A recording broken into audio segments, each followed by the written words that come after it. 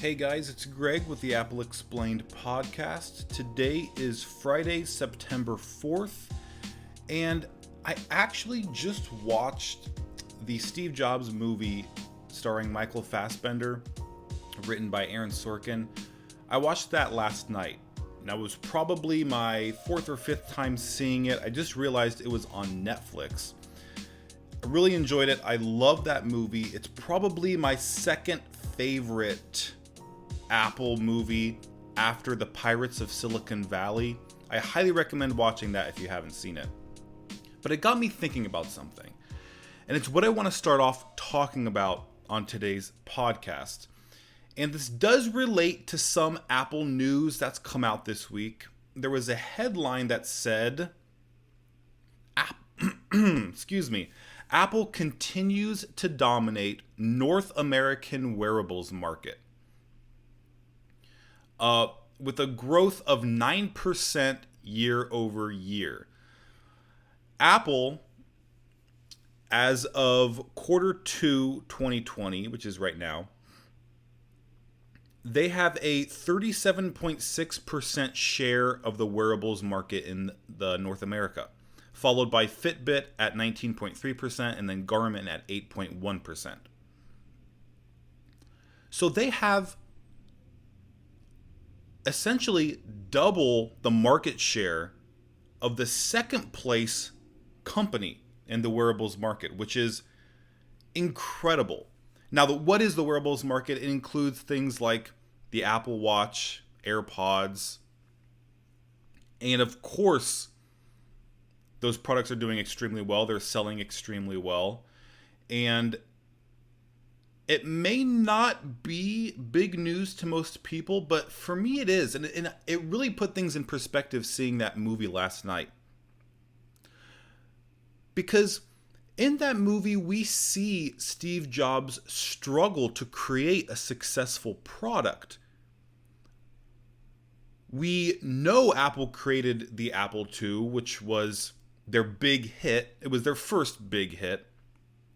It's what made them so much money, hundreds of millions of dollars in the early years of Apple. But the problem came when they had to create a follow-up to the Apple II. First, it was the Apple III. They tried and they failed. It was a business-oriented computer aimed at sort of optimizing the computing experience for business customers. And the reason why it was so focused on the business market is because the Apple II was so successful with those users, business users, because of an application called VisiCalc. And VisiCalc was called the killer app of the Apple II. And what that means is it's the application that makes people want to buy the product. And ideally, every device or computer should have a killer app that draws people to it. And VisiCalc was the killer app for the Apple II. And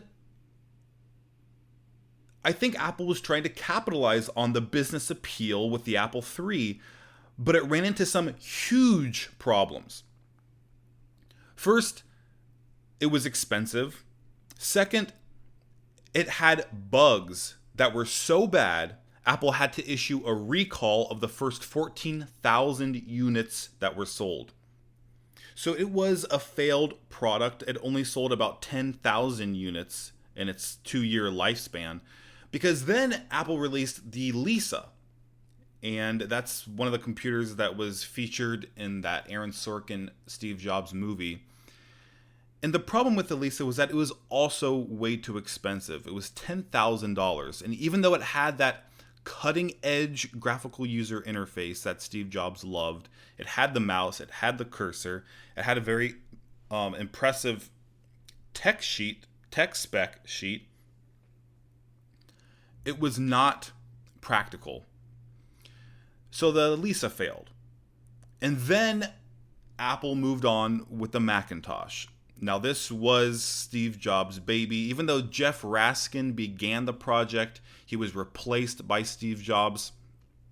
And Steve Jobs really felt this was his creation. It was his vision for the future of computing. He believed it would change the world. It was released. He thought it would sell 1 million units in the first 90 days. It didn't. It didn't flop in the first 3 months, but it didn't sell that well. It wasn't a big hit. The problem was that after the first 3 months of mediocre sales, those sales dropped dramatically and stopped making Apple money quite quickly. So the majority, I believe about 70% of Apple's profits, even after the Macintosh was released, came from the Apple II, which at that point was going on 8 years old. So you see this struggle of a company who was sort of a one-hit wonder back in the 80s and even the 90s. And they're struggling to follow up that hit with another to prove that it wasn't a one-off. They do know how to create good products. They do understand what customers need. And it didn't happen. And then Steve Jobs was forced out of Apple. So I'm just creating the context, sort of a backdrop of how to view the tech market today. Because that article I just read that said Apple is dominating the wearables market, it's interesting to track through Apple's history and see how they got there. Because they at one point were dominating the computer market. With the Apple II, in the heyday of that computer, they had about, I think, over 30% of the market. And that dropped year after year after year until they were at 3% of the market. But what they did, and this is what Apple does extremely well, is they don't focus on day-to-day opportunistic improvements. They don't think, okay, what can we do today that will get us more of the market share in the computer industry? Because if they approached the problem that way, then they would simply do what Microsoft did, license Mac OS to manufacturers. And that will immediately get you some more market share. And that's what some previous Apple CEOs wanted the company to do. But Steve Jobs ended that initiative when he returned in 1997. Because in Steve Jobs' mind, in Apple's mind, they weren't worried about the computer market. They were worried about the market of tomorrow. What's going to be the next big market in the tech industry that we can dominate, that if we get to first with the right device, with the best device, we can dominate the next era of technology. And that's exactly what happened. That's why we're where we're at today. That's why Apple is dominating the world today. They're the most valuable company in the world. It happened with the iPod. You know, Apple began to regain some market share in the computer industry with the iMac in 1998, which was very popular. It was finally another hit computer after the Apple II, although it came much later, and it saved the company. That was a success. The iBook was a success. But they were stuck, and they always have been, to be honest. Even today, Apple is sort of stuck in this position in the computer market where it's not a dominant, share of the industry, but it's enough to be making revenue for the company because Apple always ensures a healthy revenue margin on their products, a healthy profit margin. So even if they're not selling the most computers, they're still making the most money from computer sales. And they do that with all their products. But when they created the iPod, it was a completely new market. You could say that MP3 players existed, but it wasn't on the same level of the iPod. The iPod was the modern music player. I mean, just like computers existed before the, Apple I or Apple II, the Apple II really was the modern computer for that era. It's why it did so well. and it was priced well, and the iPod was priced, I wouldn't say well, but for the value you get for your money. And that's another thing to consider, is that people are willing to pay more for a product if they think they're getting value for their money. And when it came to the iPod, there was really nothing to compare it to when it was released. The design, the hardware, the software, the simplicity, how easy it was to use, 1,000 songs in your pocket. It was pretty hard to find a music player that offered 1,000 songs at the time. And if you did find one, it was pretty expensive. The iPod came out at $300. Competing high capacity music players were about $200 to $250. So it wasn't that much more. And the lower end, $100, $150 music players only held maybe 15 or 20 songs. You could put like one album on there at a time, which is not very helpful. The problem, though, is if you bought one of those high-capacity music players that fit 500 to 1,000 songs, navigating through your music library was a nightmare. Because the software interface and the hardware controls on the product did not lend itself to scrolling through hundreds and hundreds and hundreds of songs at a time to navigate to one that you like best. It was very complicated. It was very time-consuming and inconvenient. That's why when people used the iPod, it was a intuitive understanding. This is it. This is the way you need to browse music, with this click wheel. Because what the click wheel did is it allowed you to scroll through thousands of songs effortlessly. You just move your thumb in a circular motion and you're scrolling through thousands of songs. You don't have to click a button, like a down arrow that takes you one song at a time, and you got to click 1,000 times to navigate to the song at the bottom. So it was an incredible innovation, and it was a huge reason why the iPod did so well. And guess what? Apple dominated the MP3 market. Microsoft tried to compete with the Zune eventually. They failed. The Zune was discontinued. And that strategy is what Apple has been using since the late 90s. I mean, since the iPod. That was a preview. Because really what the iPod was Apple's first mobile device. And it was successful. And it's because I think Apple's philosophy when it comes to products, and it's pretty much Steve's philosophy that he introduced to Apple, that he instilled in the company, and it's still there today. It lends itself to mobile products much more than computers. Because when it comes to optimization, that is much more important when you have limited space, when you're interacting with the product on a much more personal level. Because when you're using a computer, your input is a mouse and keyboard or a trackpad. That's as far as it goes. It's not that personal. When you're interacting with an iPod, you have the scroll wheel, the integrated buttons. You're actually holding the device in your hand. How it feels, how it's designed, how this hardware and software is integrated becomes much more important than in a traditional computer. Because someone going from a PC to a Mac may not notice as much of a difference when it comes to that interaction, because the interface is the same. It's a keyboard and mouse. But when you use the iPod, it was something people had never experienced before, this click wheel thing. And it becomes extremely clear. It becomes very obvious that it's a better way to use a product. And then you want it right away. You just want it. And that's exactly what Apple did with the iPhone.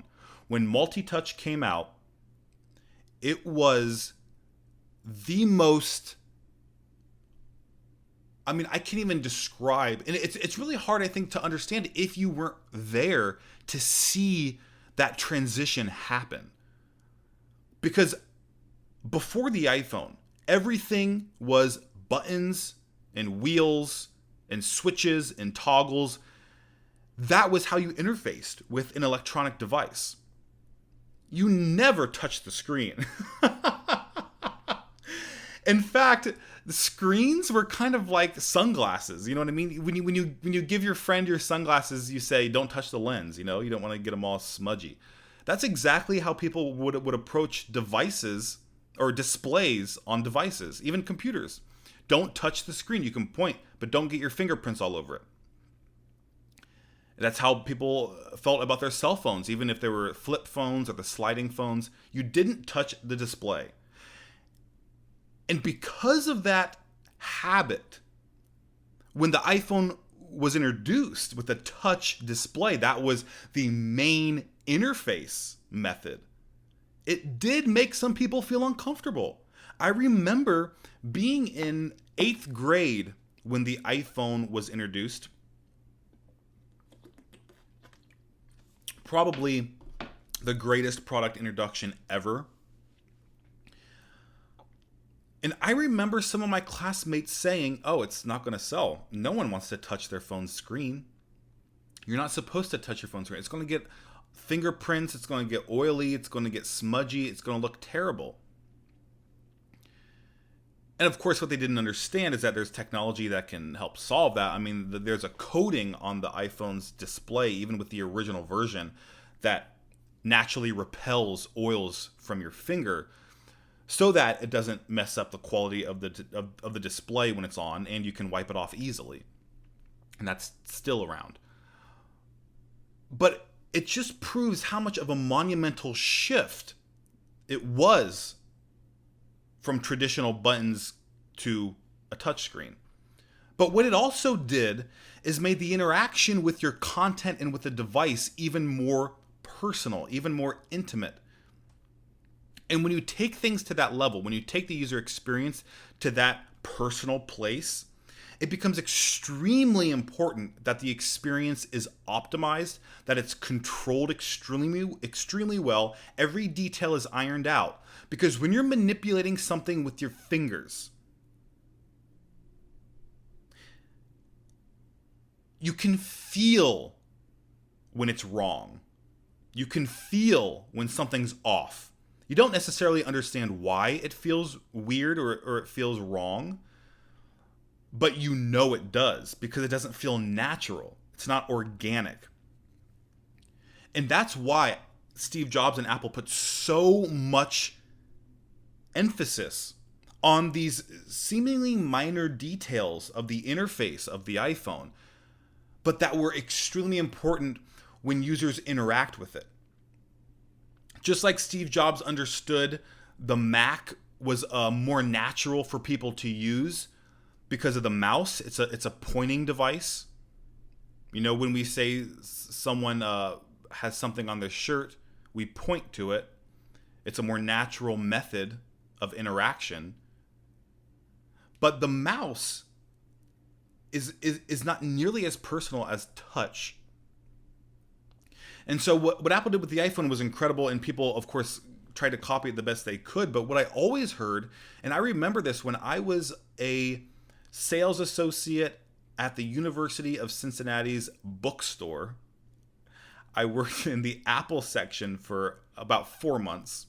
I love that job, by the way. Probably one of my favorite jobs ever.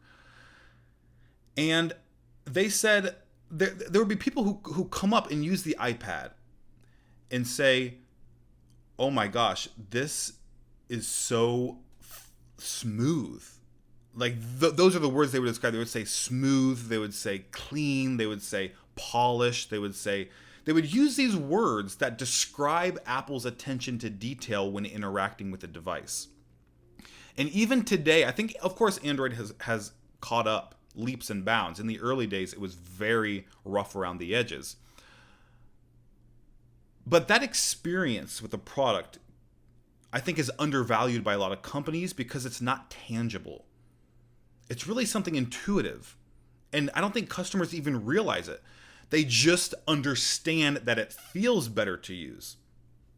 So anyway, my point in all this is that Apple's attention to those types of details, their attention to optimization when it comes to battery life, when it comes to the interface, it matters much more in mobile devices, especially when getting into touchscreens. And Apple's focus on those areas paid off extremely well. I mean, it became much more apparent. It became much more important. And customers appreciated it more than in the Mac or computers in general. And that's why they were able to dominate these industries. They dominated MP3 market. They dominated the smartphone market. They dominate the smartwatch market. They dominate the tablet market. And all this market dominate, and even the headphone market. I mean, that's something that I think is extremely unexpected. Who was expecting Apple to become the world's biggest headphone manufacturer, most popular headphone manufacturer?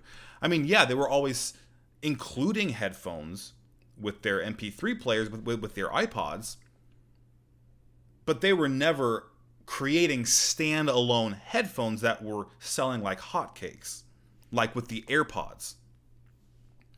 And it's because, again, of that optimization. They understood the experience customers wanted in a pair of wireless headphones that they weren't getting from anyone else. Apple delivered it. They charged, a fairly high price for it. But now that other companies are trying to do it, they're all sort of in that price range, 140, 150, 160 price range. And people paid for it because they wanted that experience. It was that value that they were looking for and made the purchase extremely worth it. So it's really interesting to look back and to see Apple's philosophy. It's always been the same since the Apple II. Well, maybe not Apple II. Since the Macintosh, at least. Apple's philosophy has been clear. Steve Jobs' philosophy is very clear. But it didn't pay off the same way with computers as it is today with these mobile devices. And what Apple did is they sort of created the future by releasing these mobile devices they knew everyone would want, they knew everyone would appreciate, people did, and they created the industries that they ended up dominating. It's really, really incredible. And I would love a movie, since we got one about the early days of Apple, about those struggles. I would really love one about the modern era of Apple, with Steve Jobs leaving the company, his death, the transition to Tim Cook, the challenges he faced, the successes he had, and sort of the rise of Apple. Because I think that's something a lot of people take for granted. Apple had a quick rise with the Apple II. As I said, it was their first successful product. But then they were down in the dumps. They were on the verge of bankruptcy. And everyone counted them out. Even when I was young. Okay, I was born in the 90s. I wasn't even around for the 80s era. And I was only paying attention to Apple, when I was 12 or 13 years old. So that's in the 2000s. Even when I was a kid, I remember people saying Apple is irrelevant. Apple's on their way out. Macs are just a fraction of all computers in the world. And you really got that feeling that they were a struggling company, because they really still were. I mean, the position they were in the 90s, being on the verge of bankruptcy, being in so much debt, and not having sufficient revenue coming in, it has a ripple effect into the future. It's not an isolated event. It affects what happens later on. And so in the early 2000s, when Apple was recovering from that, it took them a while. It wasn't until 2004 when Apple was finally declared a debt-free company. So that's 5 years since 1999, when Apple was doing well. In 2004, that's well into the iPod era. Okay, I'm sure many of you were around for the iPod era. And that's only 3 years before the iPhone. Apple had just become a debt-free company. And I think that put them into a mindset. Never take for granted a successful product. Never take for granted a series of successful products. Never take for granted the fact that a company can go from 30% market share to 3% market share in the course of a decade and almost go out of business. Because that's what Apple faced. That was their reality in the 80s and 90s. And I think that's why Apple is extremely cash heavy. I mean, they value a huge trove of cash. They have, I don't know how many billions just sitting around. And I think it's just that mindset that they have to protect themselves financially because they don't know the next time when they're going to be in trouble.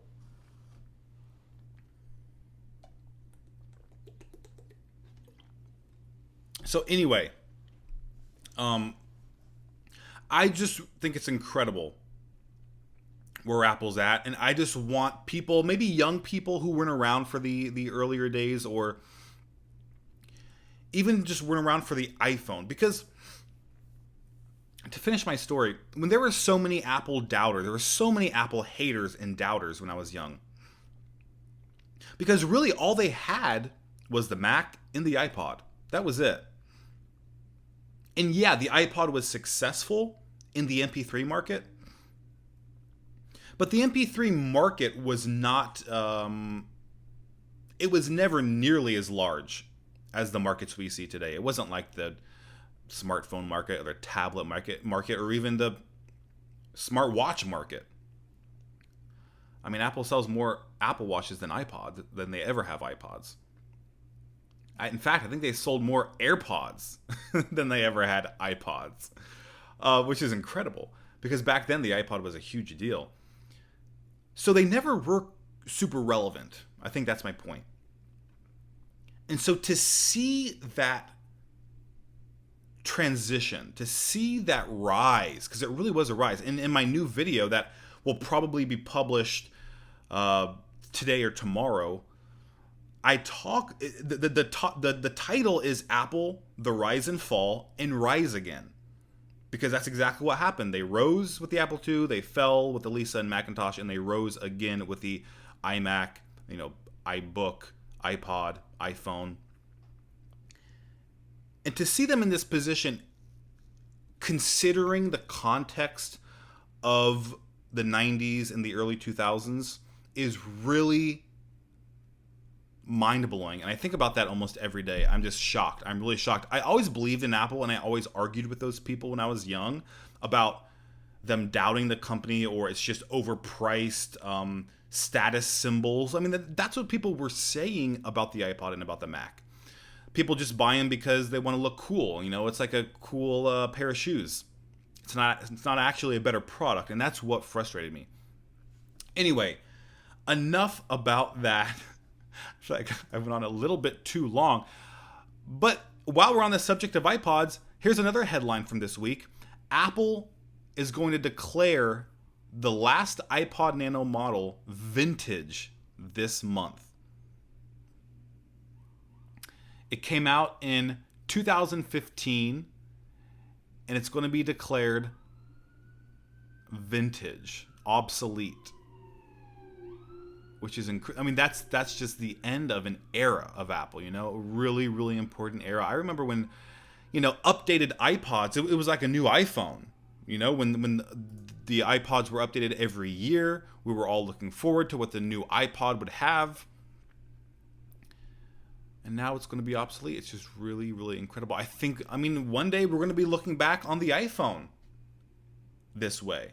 The final iPhone was released in 2025. It's now obsolete in 2030. That's going to be going on. The question is, what's going to be the thing that replaces the iPhone? And I talked about that in my last podcast where, I think it will be Apple Glass. I think it will be an augmented reality product. Now, I want to talk about rumors. There's rumors of iPhone 12, Apple Watch Series 6, the iPod Air, the HomePod. There was a whole dump, a whole, release of leaks and rumors of upcoming products we can expect maybe this month, September, probably next month, October. And I'm going to go through them one by one. And first is the iPhone 12.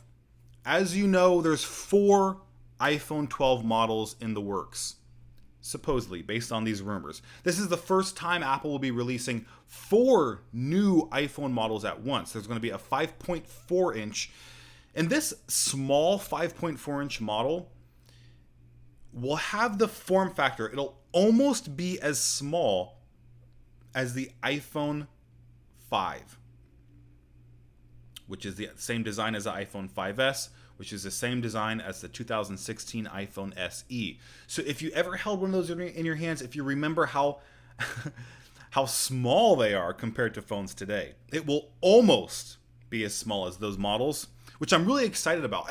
I always liked the feeling of a smaller iPhone. I liked that I could use it with one hand. It was very convenient. It was much more comfortable.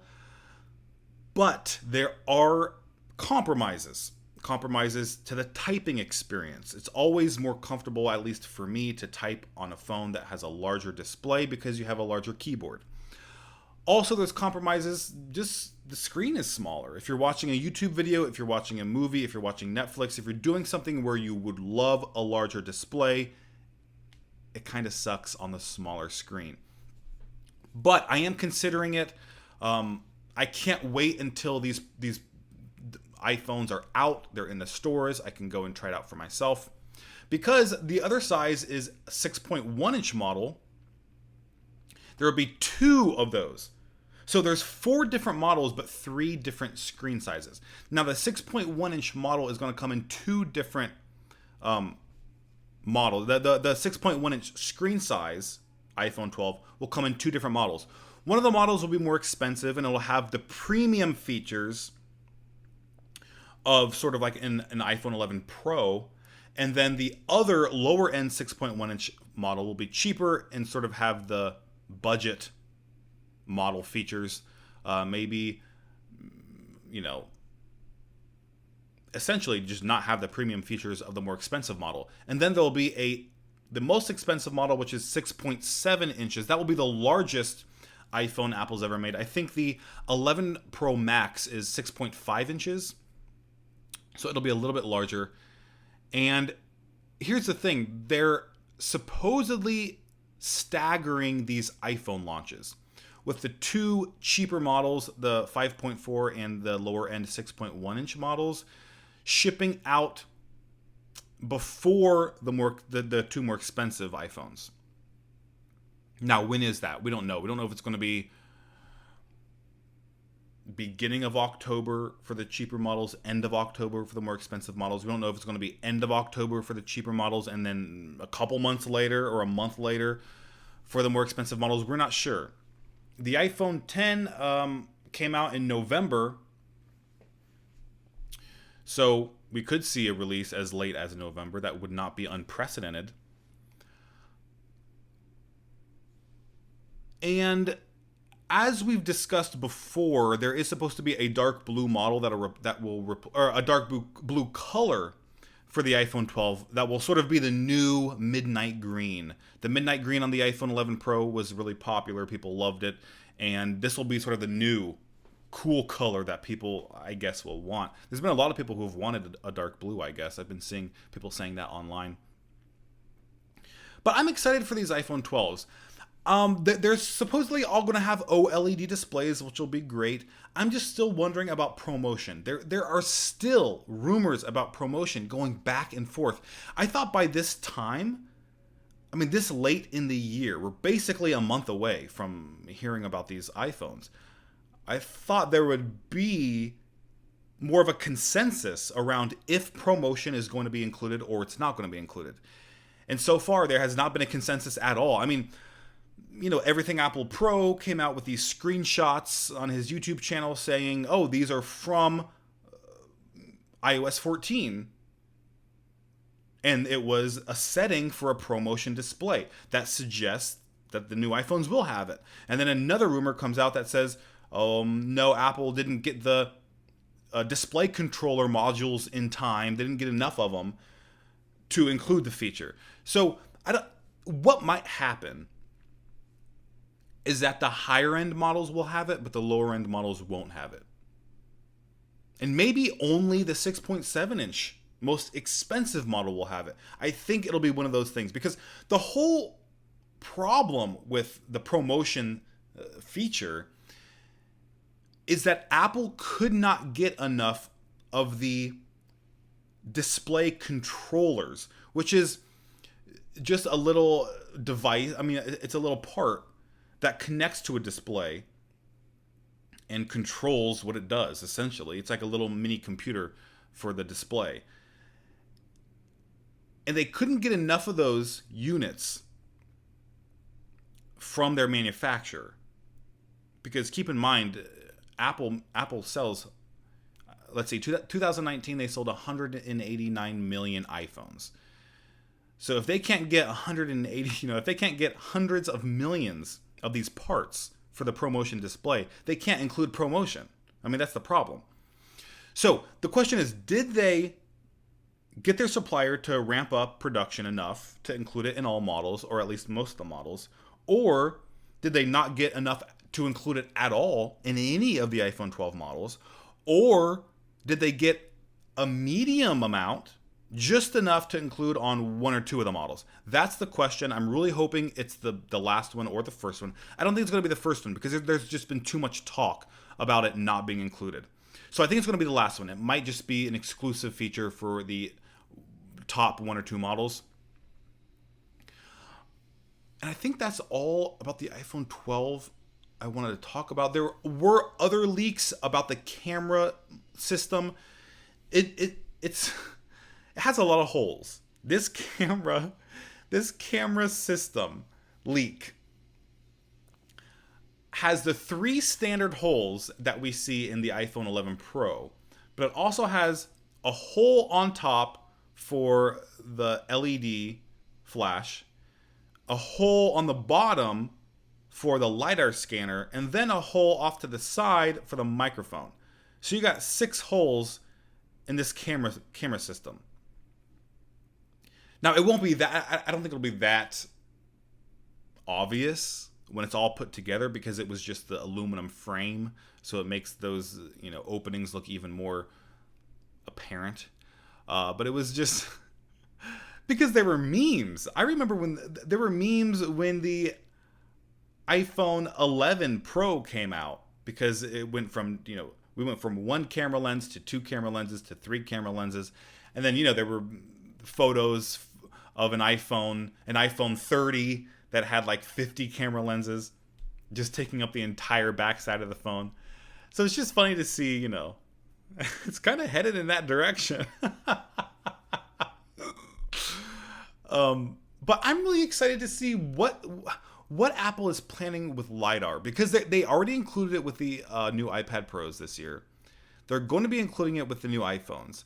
And so far, I don't see much of a practical use case for a LiDAR scanner. Apple says it will help with AR experiences, and I understand that they're focusing more and more on LiDAR. But my question is, not LiDAR, with AR, augmented reality. What is augmented reality going to be doing for us in the near future that a LiDAR scanner will make the experience so much better? Because people don't use AR on a day-to-day basis. I mean, Apple's really going to have to either come out with some product that's heavily AR based to make it more relevant to our day-to-day lives.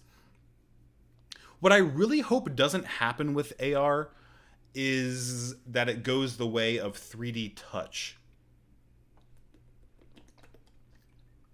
What happened to 3D touch? It came out on the iPhone 6s. It was sort of its headlining feature.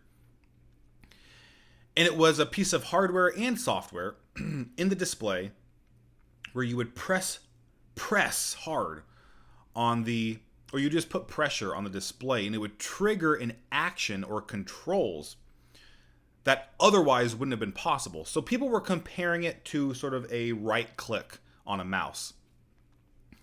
The problem was people didn't know it was there. People didn't know about 3D touch. I remember, I mean, that the feature was included with every iPhone until the 10R, I believe. And even though people had an iPhone that was capable of that feature, they didn't even use it or know it existed. And honestly, even with the Apple Watch, because 3D Touch or Force Touch is what it was originally called, debuted on the Apple Watch in 2015. And even today, people who have an Apple Watch do not know about that feature, and they don't use it. And it's been on every single Apple Watch. And that's why a lot of people always ask me why did my watch face change randomly? I can't get it to change back. How do I change my watch face? Because in order to change the watch face on your Apple Watch, you have to put pressure on the screen. You have to use that 3D touch feature that most people don't even know exists. So they phased out that feature. It's no longer on iPhones. And I'm honestly surprised they kept it around for the Series 5 Apple Watch. I thought they would remove that from the Apple Watch. I expect them to be honest. Because that feature requires a hardware component that takes up space in the device. And Apple is always about removing any unnecessary components. So I'm hoping that just like with the iPhone, because what happened is, yeah, they removed 3D Touch, but they replaced it with, what's that called? They had 3D Touch. They replaced it with haptic touch. I think it's called haptic touch, where you just, you tap and hold on something. And when you hold on it, it'll trigger an action instead of pressing hard on it.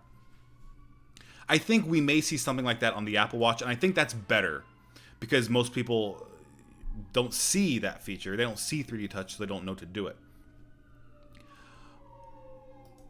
And what my point was is I would hate for augmented, because there's so much potential in augmented reality, I would hate for it to go the way of 3D touch, where because Apple can't implement an incredible functional way to use augmented reality, people don't use it, and they don't use the LiDAR scanner. And the LiDAR scanner is taking up space. It's a hardware component in the camera system. And then Apple ends up removing it later on. That would be kind of disappointing, because I am really excited to see what Apple has in store for us when it comes to augmented reality, because I think there's so much potential with that technology. All right, now let's talk about the iPad Pro rumor that, of course, it's supposed to have a squared edge. Oh, I'm sorry, that's the iPhone. I'm getting this mixed up. The iPhone, of course, will have a square style edge similar to the iPad Pro. And the more expensive models will have the Pro models will have the stainless steel edge, just like today, while the lower cost models have the aluminum edge.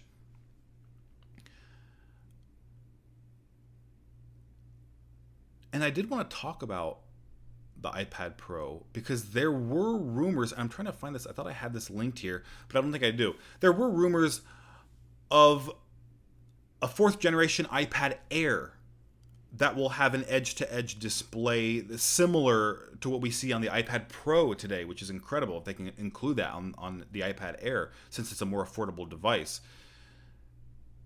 And it'll have supposedly Touch ID in the volume button. And this is the really interesting part of this that I wanted to discuss, because it has implications across Apple's device. Across Apple's product line. If Apple puts a Touch ID sensor in the power button of the iPad Air, I would understand why they would do that, because Face ID is an expensive technology to include in a product, and so they're unlikely to include it in a lower cost product like the iPad Air. And they don't have space for the home button anymore on the iPad Air, so they're gonna, and the home button is what includes the Touch ID sensor. So they would put that sensor in the power button, which is interesting, because I don't think I've seen a company do that before. There have been companies that move the the fingerprint scanners to the back of their phones, but I don't think I've seen it integrated into a power button, which is really interesting because you use the power button to turn on the device.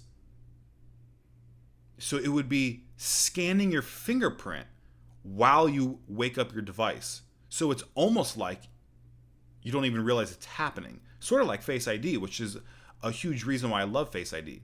I mean, yeah, Face ID.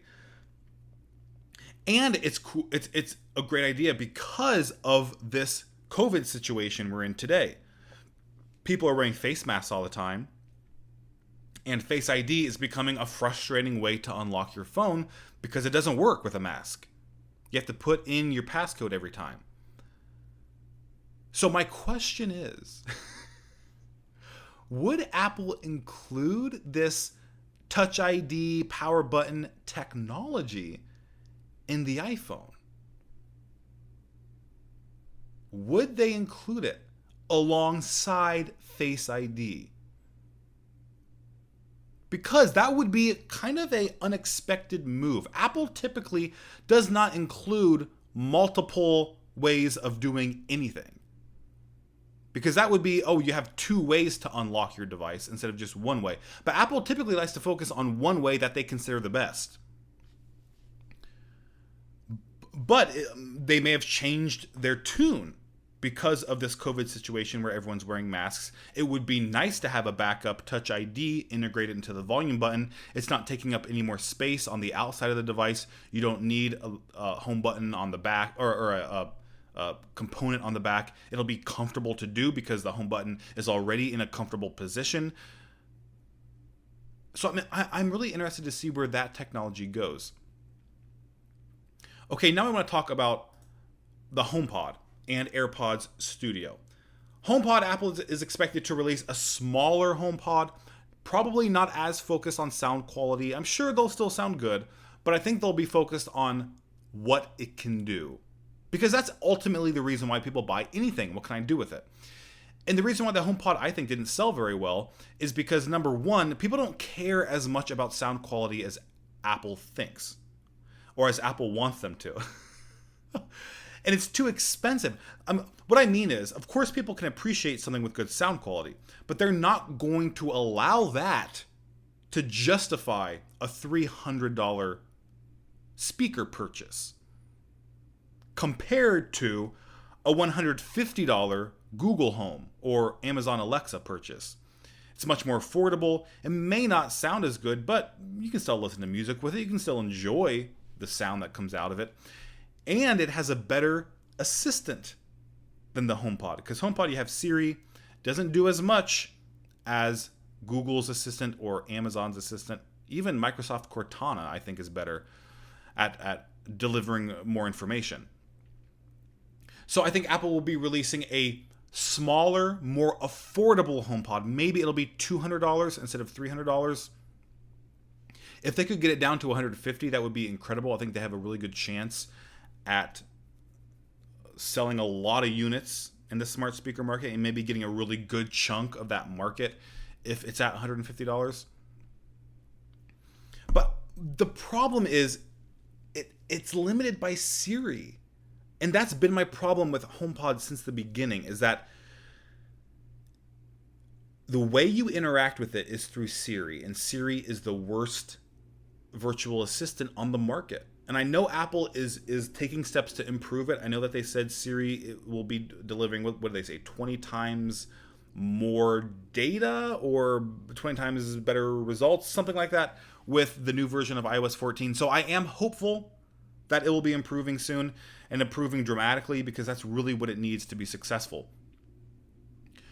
So really, people who are on the fence about buying a HomePod today, you may be happier with the HomePods today if your focus is sound quality, because it may be getting worse with the next release, because Apple's going to be focusing on a different area, on different strengths of HomePod rather than sound quality. Now, this is what I am most excited about. AirPods Studio. Now, there was a thread on Reddit about AirPods Studio, and one of these comments, and Reddit, it's really a hit and miss. You get some good stuff and some really bad, just like what are you talking about? And this is one of those moments where I was like, what are you talking about? One of the most upvoted comments was, there is no way Apple will be naming this the AirPods Studio. It does not make any sense. They were arguing that like the pod suffix implied something small, so they can't use pod for AirPods Studio because it's not small, which doesn't make sense because they already used pod with HomePod, and HomePod is bigger than a pair of headphones. And they also had a different argument about studio. Like they wouldn't use the word studio for some reason. And I couldn't remember his argument. It was a really, really bad argument, but it was like one of the most upvoted comments in the thread, and I was shocked because it was really a ridiculous, in my opinion, ridiculous take on the name. I think AirPods Studio name is great. It makes sense. The AirPods brand is extremely recognizable. It's one of the most, it's the most popular headphone in the world. Why would they not use the word AirPod in a new pair of headphones that they're making? It would be stupid. It would be Beats, not using the word Beats in a new pair of Beats headphones. It does not make sense at all. So of course they're going to use the word AirPods. And I think AirPods Studio makes sense because you understand exactly what you're getting. It's AirPods Studio implies the type of headphones that people wear in music studios. And most people know it's the kind that go over your ears. So it's great from a marketing standpoint. Rumored to be $350. These are going to be expensive. $350 more than a HomePod.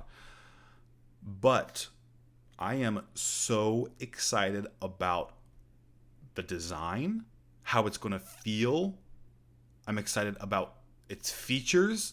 I'm excited about the battery life. I'm excited about how you're going to charge it.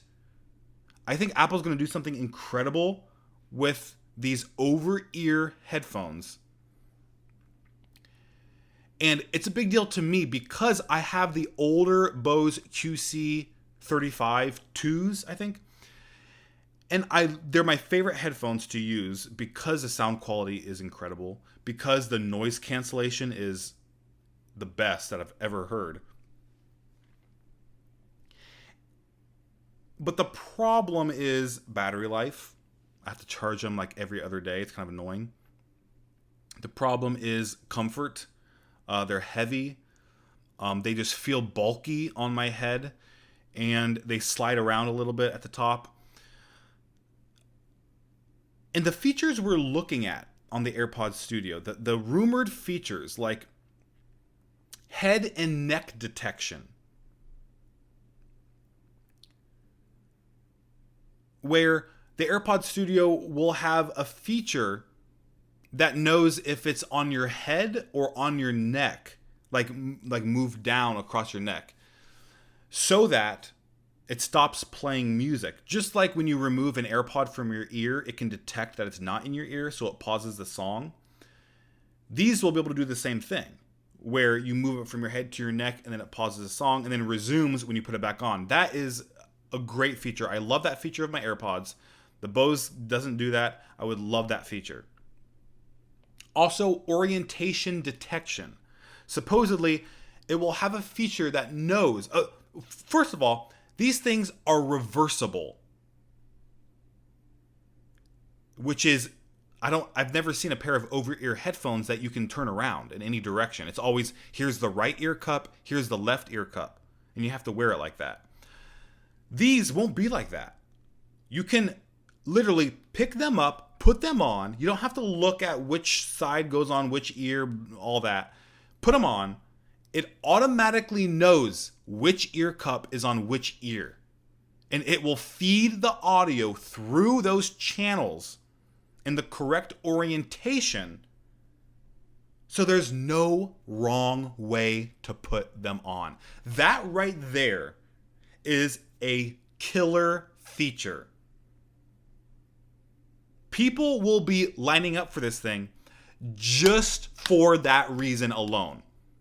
And I don't know if you guys are excited about that feature as I am, but the moment I heard that, it was like, yes. Because here's the thing. When Apple makes products like this, when Apple make something like a smartphone, they make something like an Apple Watch, there's always at least one feature that puts that product ahead of the competition. With the iPhone, it was a touch display.